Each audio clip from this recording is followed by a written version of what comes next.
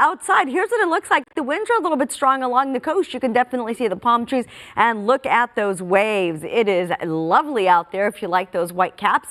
We are definitely going to see things mellow out as we make our way into those evenings hours, but we're not done with the rain. We're going to get another round tomorrow, and it looks like tomorrow's round is going to be a little stronger. Right now, we do have a couple of flash flood warnings, one near Ojai, and then of course the other one in parts of the western end of the San Fernando Valley. That will impact Calabasas, Malibu, out towards Santa Monica. But as you can see, things are tapering off a little bit right now as we head into the Inland Empire. That's where we are seeing some of that rain now. But as I mentioned, tonight into tomorrow, we are going to get more, and I'll show you that coming up in the future forecast. Even the mountains are starting to see a little less activity as that onshore flow pushes in. So far, what you can expect as we head into tomorrow, you're going to expect more damaging winds, possibly some downed trees, some power outages, periods of heavy rain again, mud and debris flows. We're going to see coastal flooding, perhaps maybe even some beach erosion. And then there's also the possibility that we could see some thunderstorms. Now, the best chance for that will actually be Tuesday into Wednesday,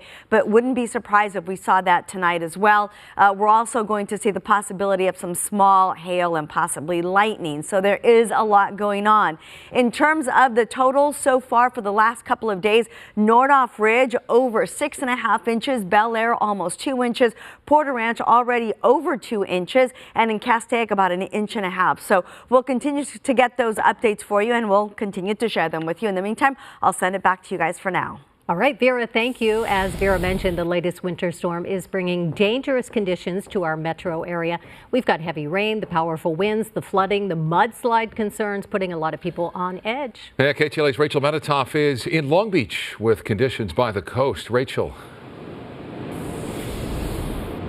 Micah, Sandy, we've had on and off heavy rain, these whipping winds and high surf here by the water. There's no major storm damage to tell you about, but the rain is exacerbating existing problems like land movement in Rancho PV. It also poses a threat to our foothills and burn scar areas. It's a precarious position for people who live in Coastal and canyon communities on edge, bringing fresh fears of flooding and dangerous mudslides. And KTLA's Rachel Menitoff joining us live from Long Beach with the latest on conditions along the coast. Rachel. Sandy, Micah, we've been dealing with these whipping winds, and we also have high waves, low visibility by the water. There's no major storm damage to tell you about at the moment, but the rain is exacerbating existing problems, and it also poses a threat for places like our foothills and our burn scar areas. It's a precarious position for people who live in the hills of Rancho Palos Verdes. The water goes straight into the canyon, and it compromises our homes that are up there, and this has been going on for a while now. When Nikki Newshcomb bought her house in 2005, the land movement was minimal, but as of late, the excessive rain, plus aging infrastructure, and a lack of proper drainage is making the problem worse, she says. 2 homes across the street are red tagged and at risk of collapse. The land movement in all of the peninsula, including over here, has accelerated by 4 to 5 times its normal amount. It's very nerve-wracking. It's hard to live in my home. Like on Saturday, we didn't have water for most of the day. The back-to-back storms also putting a strain on our canyon communities. 7 homes in Beverly Crest have now been red tagged upon inspection, and Beverly Glen residents like Travis Longcore have been holding their breath, hoping that this storm doesn't strain the hillside. There's not a whole lot we can do if another hillside decides to go, but they did everything that they could, working as quickly as they could over the last 2 days to get us ready for today. An evacuation warning has been issued for the Topanga Canyon area because of possible mud and debris flow along Santa Maria Road through Wednesday morning. And a steady stream of nuisance rain came down in Santa Clarita, too. We have our USAR ready for any swift water response. We have our air ops ready for anything in the river channels. The Long Beach Fire Department posted this video as they filled up sandbags to protect parts of the coast. High surf and dangerous waves are always a concern, but something that these tourists say they had to see before heading home to Vancouver. He really wanted to come to the beach, so regardless of the conditions, we're here walking on the beach.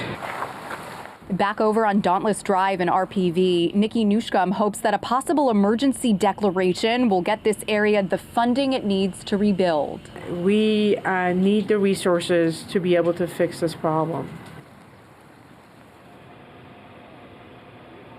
This weather will stay with us through Wednesday, and it will be impacting coastal neighborhoods like this one the most. The city says it will be checking up on its flood prevention system as well. We're live in Long Beach tonight. I'm Rachel Menitoff. Sandy, Micah, back to you in the studio.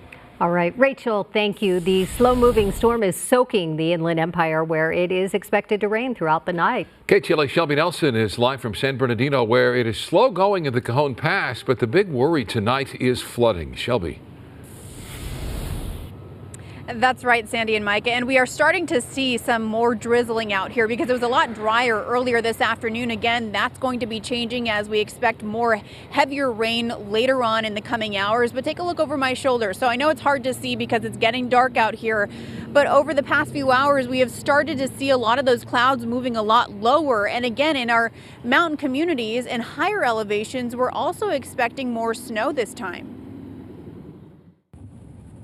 A day of wet weather, and at times low visibility with the view up ahead shrouded by gray clouds and intermittent rain. I don't like driving it during this heavy weather.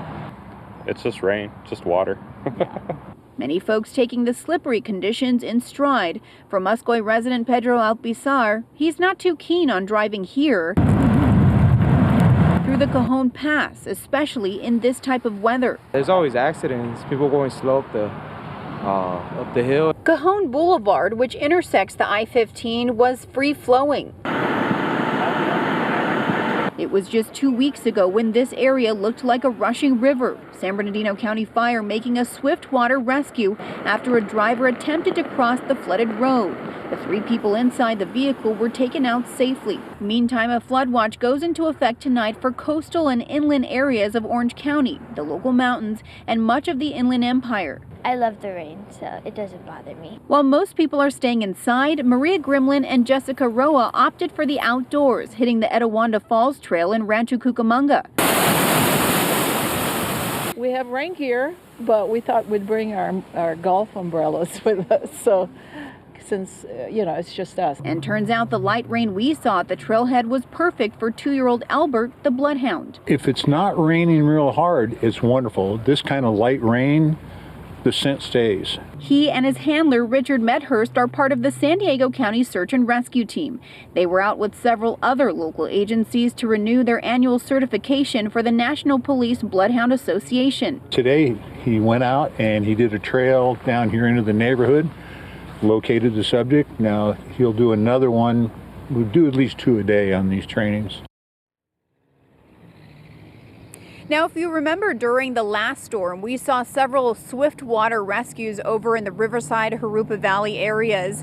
I was just told by the Emergency Management Department, a spokesperson there, that they are sending out an alert to hopefully get some unhoused communities and folks who stay at the Santa Ana River bottom to higher ground. So hopefully that doesn't happen again. That's the very latest here in San Bernardino. I'm Shelby Nelson, KTLA 5 News.